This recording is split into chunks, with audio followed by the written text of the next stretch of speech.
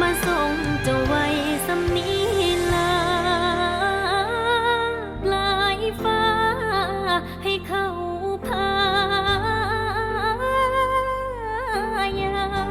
บ่เครียดบ่ขมบ่จมอีหยัง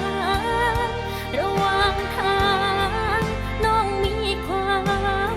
สุขหลายๆยังดี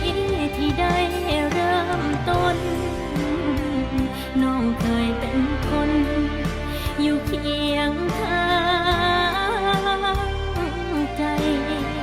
ปลายฟ้าที่ฝันเอาไว้คงบ่แม่นน้องสิพา